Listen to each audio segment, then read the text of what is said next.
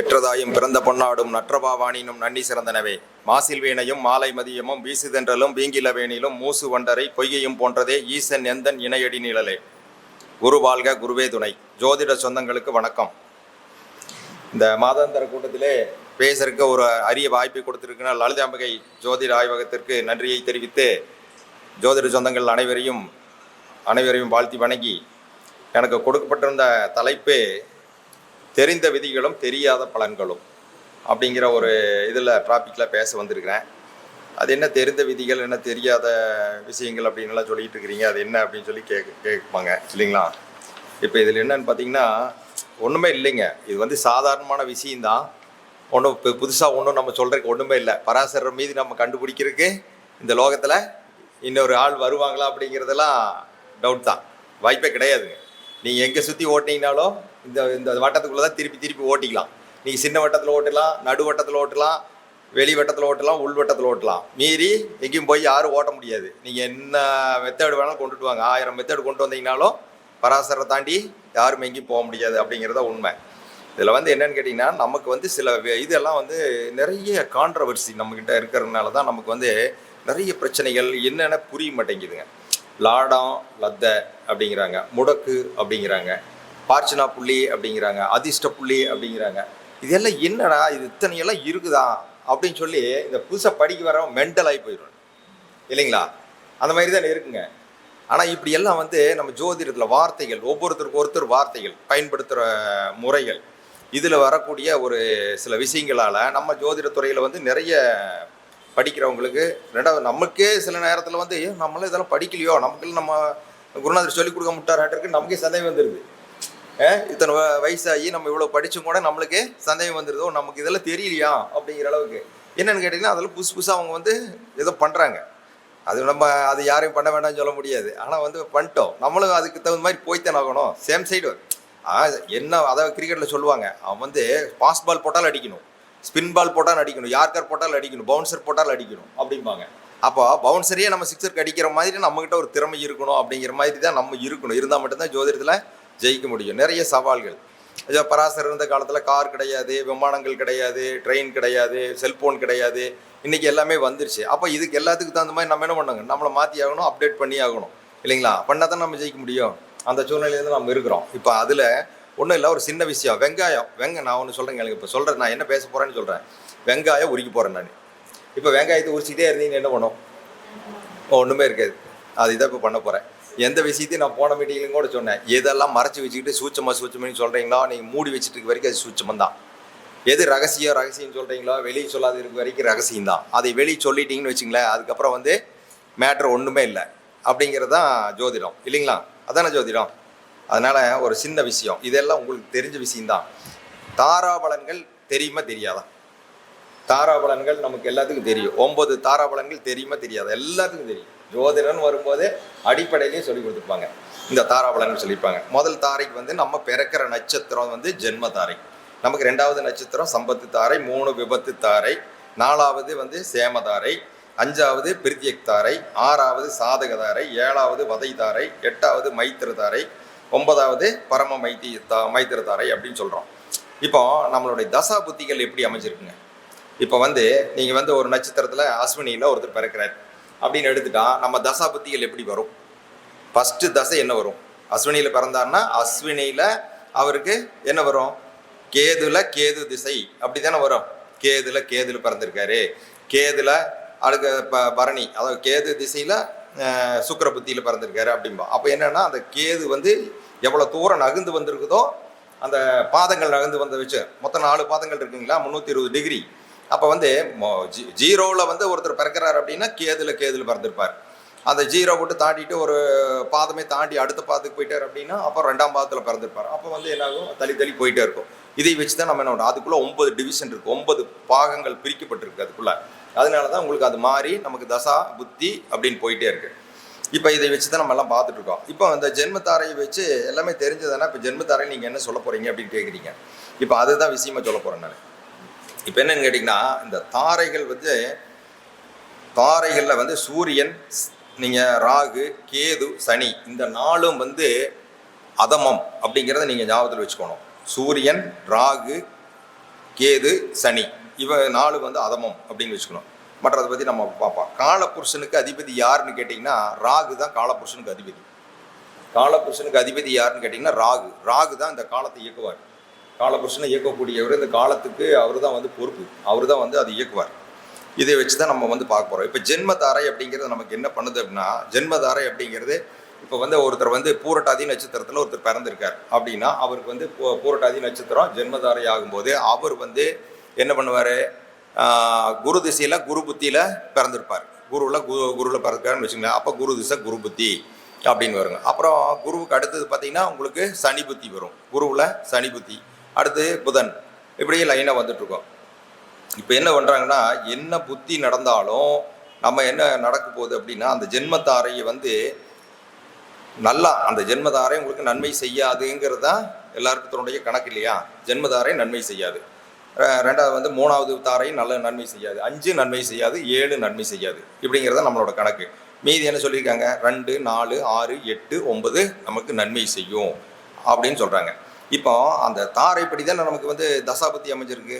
அப்போ 1, 3, 5, 7வது தசைகள் நமக்கு நன்மை செய்யாதா? ஒரு கேள்வி வருது இல்லைங்களா, செய்யுமா செய்யாதா அப்படிங்கிறோம். அப்போ செய்யுதா இல்லையா, இது நம்ம எப்படி முடிவு பண்ணுறோம்? இந்த தசை நல்லது பண்ணுது நல்லது பண்ணான்னு ஒருத்தர் சொல்லியிருக்காங்க, இந்த தசையில் பிறந்த 4வது தசை சனி திசையாக வந்தீங்கன்னா மண்டை போட்டுருவேன். ஏங்க இதெல்லாம் உண்மையா, நிஜமாக நடக்குதா? இல்லை, இதெல்லாம் நடக்கிறது இல்லை. அப்போ வந்து இதிலெல்லாம் பார்க்கும்போது நம்ம என்னென்னா, இதுக்குள்ளெல்லாம் நம்ம நிறைய விஷயங்களை நம்ம ஆய்ந்து பார்க்க வேண்டிய அவசியம் இருக்குது. அப்போ ஜென்மத்தாரை அப்படின்னு எடுத்துக்கும் போது ஜென்மத்தாரைக்கு அதிபதி யாருன்னு கேட்டிங்கன்னா சூரியன். ஜென்மத்தாரைக்கு அதிபதி சூரியன். சூரியன் நல்லா இருந்தால் மட்டும்தான் உங்களுக்கு ஜென்மதாரை நல்லபடியாக உங்களுக்கு பயன்படும். சூரியன் வந்து அந்த ஜாதகத்தில் கெட்டு போய் நீச்சம், அஸ்தங்கம் இந்த மாதிரியெல்லாம் போய் ஆகி அது வந்து பகை பெற்று வந்து சந்தியில் போய் நிற்கிறது, இந்த மாதிரி எல்லாம் இருந்துட்டார் அப்படின்னா, அந்த சூரியன் கெட்டு போயிட்டார் அப்படின்னா உங்களுக்கு வந்து அந்த ஜென்மதாரையில் நீங்கள் வந்து எவ்வளவு வந்து சுபக்கிரகத்தில் இப்போ நான் சொன்னால் குருவில் பிறந்திருக்காருன்னு சொன்னேன். குருவில் பிறந்திருந்து என்ன பிரயோஜனம்? ஒன்றும் பிரயோஜனம் இல்லை. அந்த சூரியன் கெட்டு போயிட்டார் அப்படின்னு வச்சுக்கலாம், அந்த ஜென்மதாரம் வந்து அவருக்கு ஒன்றும் பெரிய பலனை கொடுக்காது, நற்பலனை கொடுக்காது, தீய பலன்களை கொடுக்கும் அப்படின்னு வச்சுக்கலாம். அடுத்து பார்த்தீங்கன்னா சம்பத்து தாரை, 2வது தாரைக்கு அதிபதி யாருன்னு கேட்டிங்கன்னா புதன். இந்த புதன் வந்து நல்லா இருக்கணும். புதன் நல்லா இருந்தே நீங்கள் புதன் நல்லா இருந்தால் மட்டும்தான் 2வது தாரை இது வந்து உங்களுக்கு 2வது திசை வந்து உங்களுக்கு நன்மை கொடுக்கும். நீங்கள் அது இல்லாமல் புதன் வந்து நீச்சமாகி போயிட்டாரு, புதன் வந்து கெட்டு போயிட்டாரு, வக்ரமாகி போயிட்டாரு, அஸ்தங்கமாகி போயிட்டார் அப்படின்னு சொன்னால் நீங்கள் என்ன தான் வந்து 2வது தாரை உங்களுக்கு வந்து அந்த நட்சத்திரம் இந்த நட்சத்திரம் எனக்கு அப்படி இப்படி இருக்குது, உச்சத்தில் இருக்காரு, எனக்கு யோகாதிபதி, எனக்கு பாக்கியாதிபதி, லக்னாதிபதி, ஒன்றுக்கும் வேலைக்காகாது, டோட்டலாக ஊற்றிக்கும். அப்போ என்னென்னு கேட்டிங்கன்னா அந்த புதன் அப்படிங்கிறது ரொம்ப முக்கியம். அந்த புதனை வந்து கரெக்டாக சூரியனுக்கு அடுத்து புதன் இருக்கணும். அடுத்து விபத்து தாரை அப்படிங்கிறது வந்து என்னென்னு கேட்டிங்கன்னா நம்ம எல்லாமே என்ன சொல்கிறோம், 3வது இது வந்து விபத்து தாரைன்னு ஆகாது, தவறு அப்படின்னு தான் சொல்கிறோம். அப்போ உங்களுக்கு 3வது திசை நடக்குது அப்படின்னா 3வது திசைக்கு அதிபதி யாருன்னு கேட்டிங்கன்னா ராகு. அப்போ ராகு தான் அதிபதியாக இருக்கார். அப்போ ராகு வந்து உங்கள் ஜாதகம் நல்லா இருந்தாருன்னா அந்த 3வது திசை அது வந்து உங்களுக்கு நன்மை செய்யும். 3வது திசை நன்மை செய்யும் அப்படின்னு எடுத்துக்கலாம். அப்போ 4வது அப்படின்னு எடுத்துக்கும் போது 4வது சேமதாரைன்னு சொல்கிறோம். அந்த சேமதாரை அப்படிங்கிறது 4வது திசை நமக்கு. அப்போ 4வது திசைக்கு அதிபதி யாருன்னு கேட்டிங்கன்னா குரு. அப்போ இந்த குரு நல்லா இருக்கணும். அந்த குரு நல்லா இருந்தார், உங்கள் ஜாதகத்தை நல்லா இருந்தார் அப்படின்னா உங்களுக்கு வந்து நன்மை செய்வார். அப்போ 4வது இதில் வந்து குரு கெட்டு போயிட்டாருன்னு வச்சுங்களேன், குரு வந்து நீச்சமாகி போயிட்டாரு, குரு வந்து வக்ரமாகிறாரு, அஸ்தங்கமாகிறாரு, இல்லை வந்து உங்களுக்கு பகை வீட்டில் போய் உட்கார்ந்தாரு, பகை கிரகங்களுடைய சேர்க்கை பெற்றுறாரு, இப்படியெல்லாம் இருந்துட்டாருன்னு வச்சுங்களேன். அப்போ வந்து உங்களுக்கு என்ன பண்ணுறது, சேமதாரி எங்கே போய் பண்ணும், 4வது திசை எங்கே போய் நன்மை பண்ணும், பண்ணாது. அப்போ வந்து பண்ணுறதுக்கு வாய்ப்பு இல்லை அப்படிங்கிறத நம்ம முடிவு பண்ணிக்கலாம். அடுத்து பிரித்திக் தாரை அப்படின்னா பிரித்திக் தாரை அப்படிங்கிறது 5வது தாரை. இந்த 5வது தாரை அப்படிங்கிறது நமக்கு என்ன வரும், 5வது தசையாக வரும். அப்போ 5வது தசை நமக்கு நன்மை செய்யுமா அப்படின்னு கேட்டால் 5வது தசை வந்து யார் அதிபதினு கேட்டால் கேது. அப்போ கேது வந்து நன்மை செய்வாரா அப்படின்னு கேட்டிங்கன்னா அந்த கேது நல்லா இருக்கணும். உங்கள் ஜாதகத்தில் கேது நல்லா இருந்தாருன்னா உங்களுக்கு 5வது தசை நல்லா வேலை செய்யும் அப்படிங்கிறத நம்ம கன்ஃபார்மாக சொல்லிடலாம். அடுத்து 6 சாதகதாரை நல்லது அப்படின்னு சொல்லி நம்ம வச்சுருக்கிறோம். அப்போ 6வது திசை ஒருத்தருக்கு நடக்கும்போது வந்து பார்த்திங்கன்னா 6வது திசை நடந்து சந்திரன் நல்லா இருக்கணும். சந்திரன் நல்லா இல்லைன்னு வச்சுங்களேன், உங்களுக்கு வந்து பெருசாக வந்து உங்களுக்கு எந்த விதமான ஒரு பெரிய பலனும் கிடைக்கிறதுக்கு வாய்ப்பு இல்லை. அந்த தசை வந்து 6வது தசை உங்களுக்கு அவ்வளோ நன்மை செய்யாது. தசாநாதன் நன்மை செய்ய மாட்டார். நீங்கள் தசாநாதன் தான் பேசிகிட்டு இருப்போம். நான் ஒன்றா புத்திக்கு போகல, அந்த இடத்துக்கு போகல. இப்போ தசை வேலை செய்யாது அப்படிங்கிறத நம்ம சொல்லலாம். 7வது தசை நடக்குது அப்படின்னா அதுக்கு அதிபதி வந்து சனி நல்லா இருக்கணும். சனி நல்லா இருந்தால் தான் 7 நல்லா இருக்கும், வேலை செய்யும் அப்படிங்கிறது தான். 8 மைத்திரத்துக்கு வந்து சுக்கிரன் வந்து நல்லா இருக்கணும். சுக்கிரன் நல்லா இருந்தான்னா அந்த மைத்திரை அப்படிங்கிறது பார்த்தா 7வது தசை. 8வது தசை வந்து 8 வந்து நல்லா வேலை செய்யும். 9வது தசை நடக்கும்போது 9வது தசைக்கெல்லாம் யாரும் போகிறதில்ல, அது போக முடியாது. 9வது தசை நடந்தது அப்படின்னு செவ்வாய் நல்லா இருக்கணும். செவ்வாய் நல்லா இருந்ததுன்னா உங்களுக்கு வந்து அந்த இது வந்து நமக்கு நன்மை செய்யும் அப்படிங்கிறது வந்து சொல்லியிருக்காங்க. ஆனால் இது என்னன்னு கேட்டிங்கன்னா, இதெல்லாம் வந்து யாருன்னு கேட்டிங்கன்னா இந்த தாரைகளுக்கு அதிபதிகள். நான் சொன்னது எல்லாமே இந்த தாரைகளுக்கு அவங்க தான் அதிபதிகள். இந்த அதிபதிகள் கெட்டு போயிட்டாங்கன்னா அது செய்யாது. இப்போ திதி எடுத்துட்டிங்கன்னா திதிக்கு அதிபதி கெட்டு போயிட்டான்னு வச்சுங்க, திதிக்கு அதிபதி நல்லா இல்லைன்னு வச்சுங்க, அந்த திதிக்கு அதிபதியான கிரகம் நம்ம ஜாதகத்து நல்லா இல்லைன்னா நீங்கள் என்ன திதியாக இருந்தாலும் உங்களுக்கு வந்து நல்லது செய்யாது. நம்ம ஜாதகத்துக்குள்ளே இருக்கிற ஒரு சூட்சுமே அதே மாதிரி தான் நம்ம வந்து யோகத்துக்கும் ஒரு அதிபதி இருக்கார், கர்ணத்துக்கு அதிபதி இருக்கார். இந்த அதிபதி எல்லாம் நம்ம ஜாதகத்தில் எப்படி இருக்கோன்னு பார்க்கணும்.